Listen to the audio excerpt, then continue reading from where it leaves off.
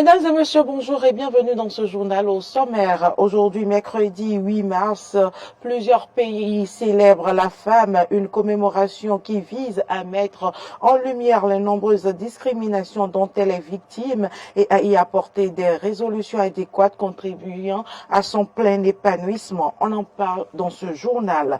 Échange du chef de l'État Patrice Talon avec les étudiants de l'école Gobelin de Paris, occasion pour ces derniers de présenter au président de la République leur projet de fin d'études. Et puis hors de nos frontières, attaque meurtrière en Syrie contre un secteur tenu par les forces iraniennes, bilan 4 personnes tuées.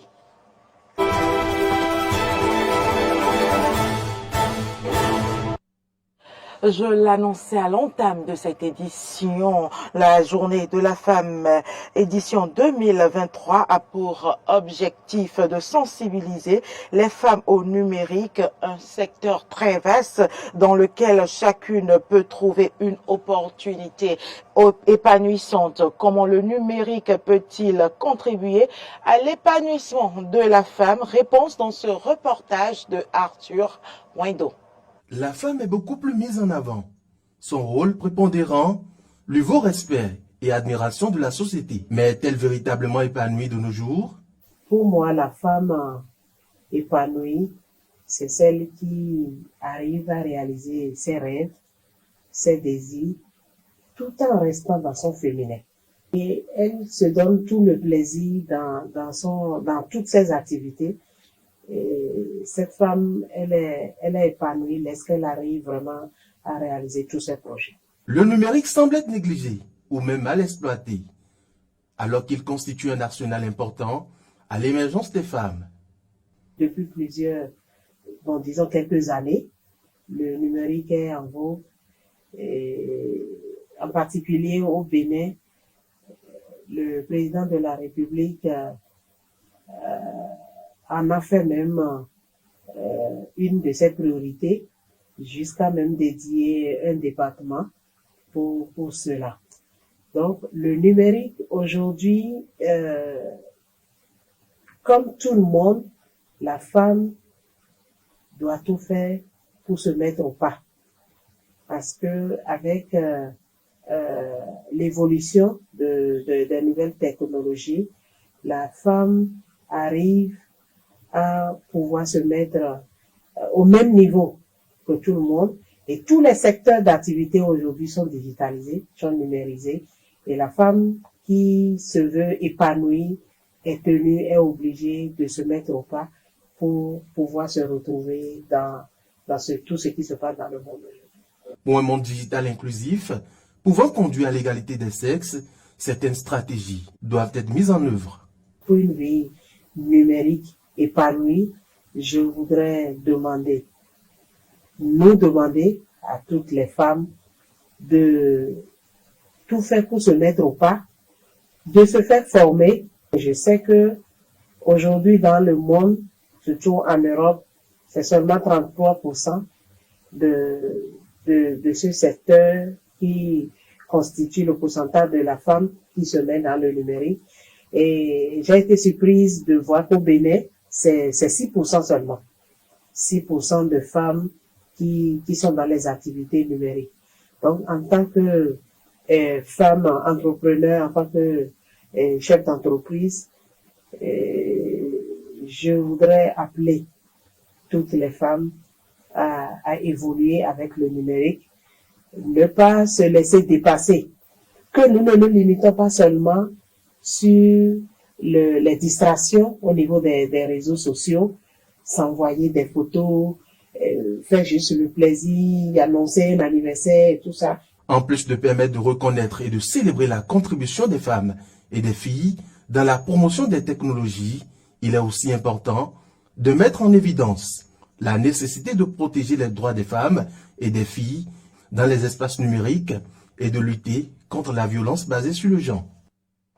À l'occasion de cette célébration de la Journée internationale de la femme, Claudine Afiavi-Prudencio, présidente de l'Institut national de la femme, a délivré un message à cet effet à l'endroit des filles et des femmes du Bénin. Suivons ici la substance de ses propos. Le thème de la GIF 2023, intitulé « Pour un monde digital inclusif, innovation et technologie pour l'égalité des sexes » doit résonner dans notre subconscient comme une obligation collective à saisir la mine d'opportunités que représente la révolution numérique pour faire un pas en avant dans la construction d'une société inclusive, égalitaire, où les femmes et les hommes, les filles et les garçons, dans une solidarité intergenre, s'épanouissent des inventions, de la créativité et de l'ingénierie de l'espace humain que nous constituons. Dans notre très cher et beau pays, le Bénin, plusieurs femmes s'affirment et s'efforcent de relever la tête dans l'écosystème numérique béninois.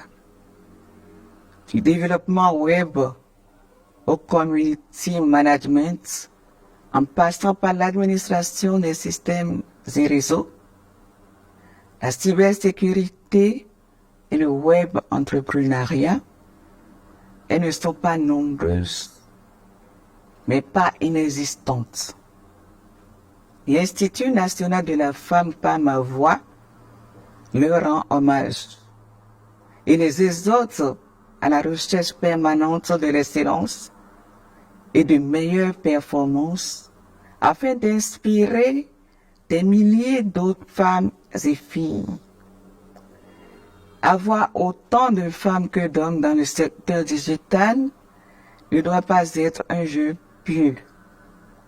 C'est bien ce dont le président de la République, son Excellence Patrice Talon, a grandement conscience en faisant réaliser par le ministère du Numérique et de la Digitalisation, dans les lycées d'excellence de jeunes filles, le projet des salles numériques qui va accroître dans le futur l'intérêt des bénéficiaires pour le digital. La problématique d'un monde digital inclusif commande que l'on évalue aussi l'usage du digital par les femmes et les hommes.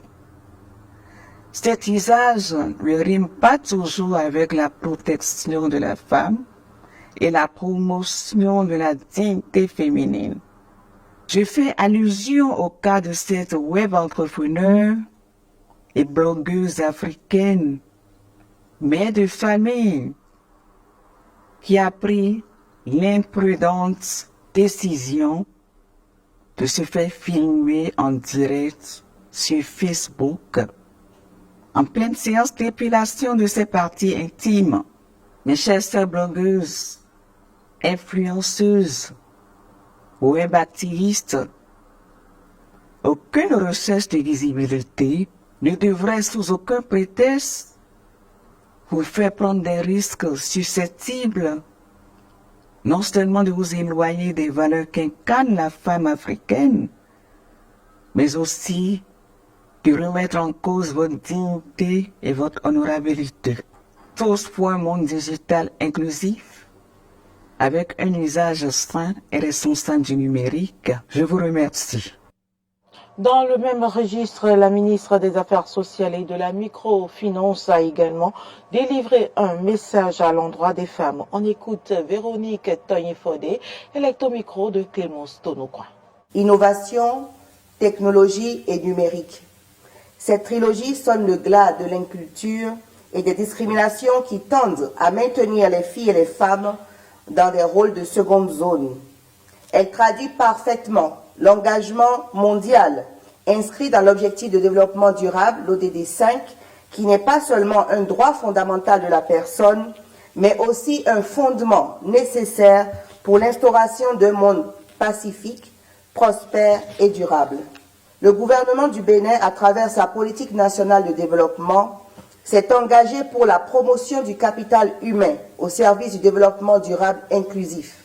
C'est donc à juste titre que notre département ministériel met en évidence en ces jours la nécessité des technologies inclusives et transformatrices et d'une éducation numérique qui met en lumière la contribution des femmes et des filles aux avancées de la technologie et de l'éducation numérique.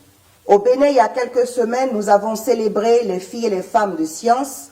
Aujourd'hui, nous vous présentons toutes les innovations mises en place par le gouvernement pour que chaque fille et chaque femme au Bénin utilise à bon escient les technologies et le numérique afin d'obtenir de l'information, de faire connaître leurs compétences, de promouvoir leurs activités génératrices de revenus, de dynamiser leur commerce, etc. En effet, les travaux soutenus en cours dans l'économie numérique, la promotion des start-up, la couverture intégrale nationale de l'accès à Internet, le développement de produits facilement accessibles par le canal digital, comme le microcrédit à l'AFIA, sont autant d'initiatives pour libéraliser l'accès de tous, et notamment des femmes béninoises, aux opportunités économiques. Nous voudrions nous féliciter de l'augmentation substantielle des jeunes filles qui se trouvent dans nos établissements et lycées de formation professionnelle et technique, ou qui sont en formation dans plusieurs domaines des technologies et du numérique grâce à l'offre de bourses par notre département. Nous saluons aussi l'explosion du nombre des bénéficiaires à nos produits de microcrédit et surtout l'engouement des femmes bénéficiaires. Cette profusion d'initiatives intra- et intersectorielles justifie la collaboration et la synergie d'action de 3 départements ministériels pour la célébration du 8 mars 2023. En cette veille du 8 mars, notre collègue en charge du numérique et nous-mêmes étions aux côtés des vaillantes femmes béninoises pour les sensibiliser et les former sur les opportunités que leur offrent les plateformes numériques dans la promotion de leur activité économique. Nous avons profité également pour les prévenir des dangers qui les guettent dans l'utilisation erronée ou abusive des réseaux sociaux et ou des supports numériques. Ces risques liés au numérique sont déjà déclinés dans nos programmes de sensibilisation dans les lycées et collèges pour permettre à la jeunesse de connaître les dangers de certaines utilisations néfastes afin de s'en préserver. Cette prévention des dangers de l'Internet est d'ailleurs un rôle citoyen qui revient à tous les adultes avertis de notre société.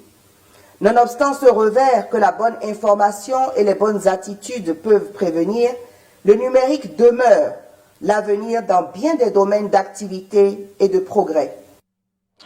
Autre information dans cette édition, profitant de son séjour à Paris, Patrice Talon s'est rendu à l'école Gobelin pour rencontrer les étudiants béninois qui y sont inscrits. C'était en compagnie du ministre Romuald Waldaï, du ministre José Tonato, du cadre de vie et du développement durable et de Claude Borna, directrice générale de SEM City. À l'occasion, les apprenants béninois ont présenté au chef de l'État leur projet de fin d'études. L'école a également profité de l'occasion pour rappeler son engagement en faveur de l'émergence de jeunes talents africains qui représentent 19% d'étudiants de son master en animation, une stratégie soutenue par son partenaire Netflix. À noter que l'agence SEM City est en partenariat avec la dite école. C'est l'une des retombées des nombreux accords signés lors de la dernière visite d'Emmanuel Macron à Cotonou. Actualité en dehors du Bénin, restitution aujourd'hui des corps des victimes des violences commises en mars 2011 en Côte d'Ivoire. 47 corps et restes humains doivent être rendus aux familles par les autorités ivoiriennes. Les détails. Les autorités ivoiriennes ont restitué ce mercredi dans la matinée des corps de victimes de violences commises en mars 2011, au moment de la crise post-électorale de 2010 à 2011. En tout, 47 corps et restes humains de victimes de violences ont été libérés. Ces corps avaient été exhumés pour certains en 2015, puis transférés à Abidjan pour le besoin des enquêtes sur les différents affrontements qui s'étaient produits au moment de la crise post-électorale. Depuis, ces corps étaient conservés à l'Ivoire, sépulture de Thiéville. Ils devraient être acheminés par la route. Bien que les rapports d'autopsie n'aient pas été communiqués aux familles de ces victimes, cette restitution est perçue comme un geste permettant aux habitants de faire le deuil, estime Amadou Koulibaly, le ministre. Attaque au drone dans l'est de la Syrie ce matin dans un secteur tenu par les forces iraniennes. Bilan 4 morts. On retrouve Arthur Wendo pour les précisions.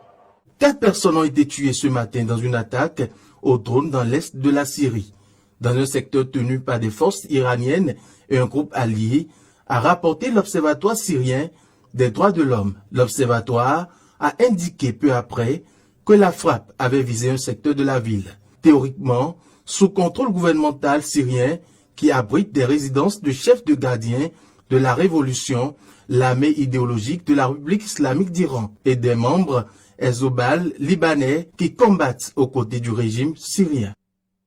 Ce sera tout pour cette édition. Merci pour l'attention. Les informations se poursuivent sur nos différentes plateformes, Facebook, Twitter, YouTube et sur notre application Eden TV, Diaspora FM, téléchargeable sur App Store et Play Store.